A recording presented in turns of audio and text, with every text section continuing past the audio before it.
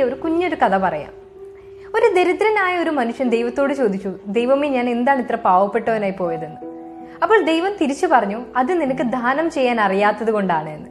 അപ്പോൾ ഇദ്ദേഹം ചോദിച്ചു, അതിന് ദാനം ചെയ്യാൻ എന്റെ കയ്യിൽ എന്തെങ്കിലും വേണ്ടേ? അപ്പോൾ ദൈവം പറഞ്ഞൊരു മറുപടിയുണ്ട്.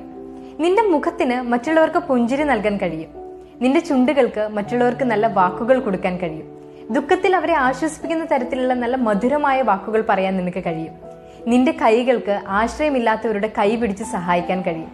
പക്ഷെ എന്നിട്ടും നീ പറയുകയാണ് നിന്റെ കയ്യിൽ ഒന്നുമില്ല എന്ന്. നല്ല അർത്ഥമുള്ളൊരു കഥയാണ്. ശരിക്കും പറഞ്ഞാൽ ഈ കഥ കുഞ്ഞു കുട്ടികൾക്കൊക്കെ ഉള്ള ഒരു കഥാപുസ്തകത്തിൽ നിന്ന് കിട്ടിയൊരു കഥയാണ്. പക്ഷെ ആ കുഞ്ഞുങ്ങൾക്ക് അത് വായിച്ചാൽ അധികം ഒന്നും മനസ്സിലാവില്ല. പക്ഷെ മനസ്സിലാക്കേണ്ടത് നമ്മളാവട്ടെ ഇതൊന്നും വായിക്കാറുമില്ല, മനസ്സിലാക്കാറുമില്ല, തിരിച്ചറിയാറുമില്ല എന്നതൊരു സത്യവുമാണ്. ശരിക്കും ദാനം ചെയ്യുക എന്നതിനർത്ഥം കുറച്ച് പണം കൊടുത്ത് സഹായിക്കുക എന്ന് മാത്രമാണോ? ഒരിക്കലുമല്ല.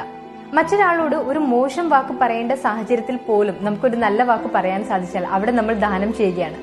നമ്മളോട് ഒരാൾ ഒരു തെറ്റ് ചെയ്തിട്ടുണ്ട് എങ്കിൽ പ്രതികാരം ചെയ്യുന്നതിന് പകരം അദ്ദേഹത്തോട് ക്ഷമിക്കാൻ സാധിച്ചാൽ അവിടെ നമ്മൾ ദാനം ചെയ്യുകയാണ്. വിഷമിച്ചിരിക്കുന്ന ഒരാളുടെ അടുത്ത് പോയിരുന്ന് നമുക്ക് ആശ്വസിപ്പിക്കാൻ സാധിച്ചാൽ അവിടെയും നമ്മൾ ദാനം ചെയ്യുകയാണ്. സാമ്പത്തിക സഹായം വേണ്ട എന്നല്ല പറയുന്നത്, പക്ഷെ സാമ്പത്തിക സഹായത്തെക്കാൾ അപ്പുറം നമുക്ക് ചെയ്യാൻ കഴിയുന്ന കുറെ കാര്യങ്ങളുണ്ട്. ഒരാൾ നമുക്ക് മുന്നിൽ സഹായത്തിന് വേണ്ടി കൈ നീട്ടുമ്പോൾ പറ്റില്ല എന്ന് പറയുന്നതിന് മുമ്പ് നമ്മൾ ആ അവസ്ഥയിൽ എത്താത്തതിന് ദൈവത്തോട് നന്ദി പറയുക.